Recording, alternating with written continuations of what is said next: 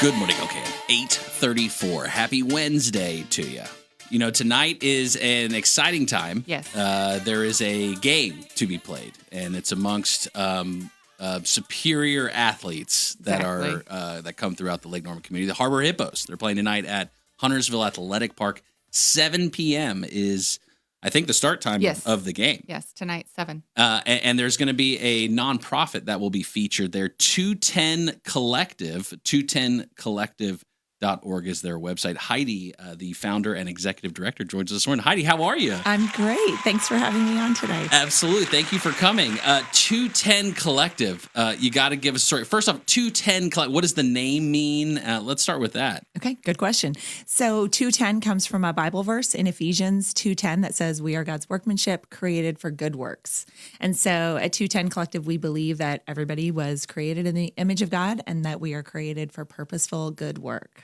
Okay, and so the work that 210 Collective does, share that with us. Yeah, so we are a vocational community we're a vocational community for adults with intellectual and developmental disabilities in the Lake Norman area. And so we're a 4-day-a-week program. We'll actually open in September, on September 8th.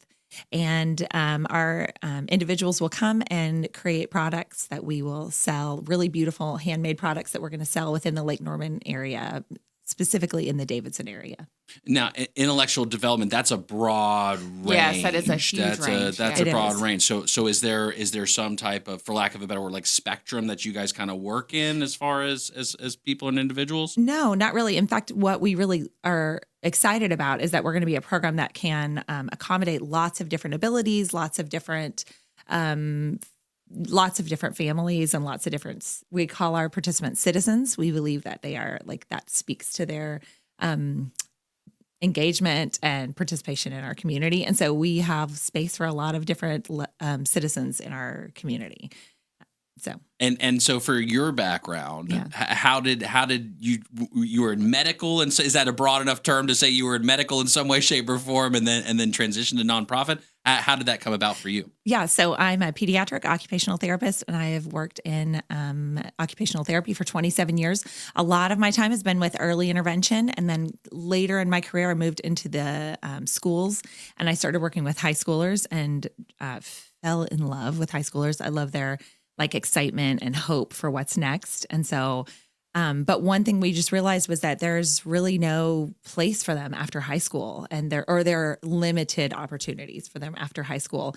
And so we just found this need for families and for individuals to have a purposeful place to come and work after high school. So our citizens will create these beautiful products, we'll sell them in the community, and then they will make a paycheck. And so it's a really, it's just a great place for them to have purpose and creativity and something that they can get up and go and do and be excited about every day too. Yeah. And the thing is, in high school, they have their peers and they see them 5 days a week for, some of them many, many, many years. They have scaffolding, they have teachers, they have therapists that have just scaffolded their education. And then when they graduate, it ends. The peer support ends, the support, the therapists, the teachers end. And so we find that they sometimes lack community. And so we're hopeful to have that peer group for them as well. So what age range are you looking for these citizens as well? Is it just recent high school grads, or does it span? No. In fact, I'd really love to see a whole age range. The families that have contacted me have been a lot of recent high school graduates, but I've really envisioned having lots of different age groups and having that interability of people being able to help one another and different ages and different abilities. And so is the idea the skill sets and those types of things, and it seems like a program actually that you guys are developing, and I don't know if that's you or part of a larger organization. But yeah, so actually we are a little bit part of a larger organization. There's an organization in Texas called BIG, and that's Brookwood in Georgetown, and we found them quite by a lovely, beautiful circumstance. And they are running a beautiful program in Texas. It's been very successful. They have lots of individuals on a wait list.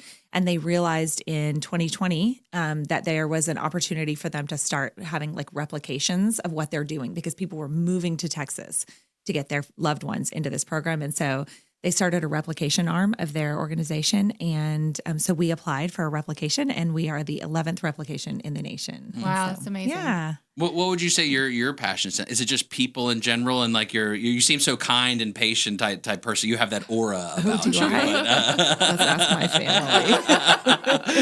What is it that's drawn you into to be a part of this community and this organization? Well, I think just seeing the need. So I've always loved working with individuals with special needs. There's just being able to recognize the skills and the talent that people have that sometimes is a little bit overlooked. And so I've always really loved that. I've loved being able to kind of problem solve and let's think through how can we make something creative and purposeful. I've always enjoyed that. But then when I moved into the high school and saw, gosh, there's just nothing, or there's minimal opportunities for these families. We just thought we have to do something about that. And, sorry. Go ahead, no, these products, are they going to be sold at your store or different stores? You said mainly in the Davidson area. So where we'll be able to find those? Yeah. So we're going to sell them in the community in Davidson. There's KF Studios shout out to KF Studios in Davidson, the awesome little gift shop. And they're going to carry some of our products. Our fall product line will be bath products. So it'll be hand soap, room spray, shower steamers, and bath salts. And so we'll sell them in particular at that shop and then in other shops in the Lake Norman area. We have big dreams of one day having our own retail space and maybe a coffee shop and cafe. And as far as the citizens go, 210 Collective, are you serving just a North Mech territory? What's the idea of who could be the citizens and where can they come from as far as regionally? Or do you guys have so our citizens can come from anywhere, but we will be located. We're going to actually be meeting for our first kind of incubation space. We'll be at Story Hill Church in Davidson. So families will need to provide transportation for their individual. And so it will probably end up serving more of the Lake Norman area, but we're certainly open to anyone who can get to us. But we will be a 4-day-week program. So. Okay.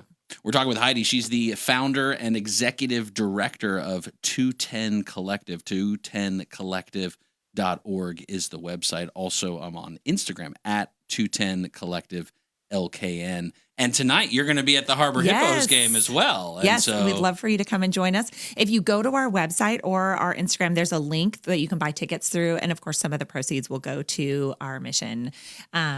So yes, we'd love for you to join us. If you are a volunteer in the area and interested in coming to volunteer with us, we're looking for volunteers.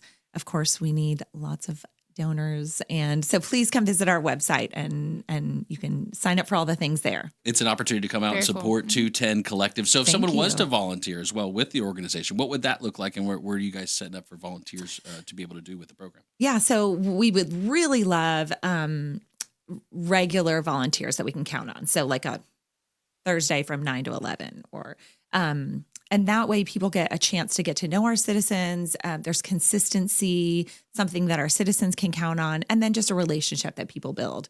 Not everybody can do those. We'll have like blocks, 2-hour blocks, Monday through Thursday. Not everybody can do that. So we'll also have Fridays. Our citizens won't be there, but we'll probably be finishing up products and getting them out to the community. And so there's lots of volunteer opportunities. Also things like events that we have like farmers markets or the Hippos game where people can just come and volunteer their time. And so we have lots of opportunities. And is this your full-time gig now? Or are you still in, generally speaking, medical still? Too? Oh, no, this is my full-time gig. This is it. Right. This is what I do all the time. Okay. Well, serving a group of people that may be forgotten. And it sounds like have a need. And so there's an opportunity. Yeah. 210 Collective, 210collective.org again being the website. Come out to the Harbor Hippos game tonight. Yes. The nonprofit of the night. The game is at 7 p.m. at Huntersville Athletic Park. Again, you can go to 210collective.org. If you click on events, real easy. You can view the event, you can buy the tickets, and you can support a wonderful nonprofit of the community. Thanks. Thank you, Heidi, so for much, sharing guys. so much about the organization. Thanks.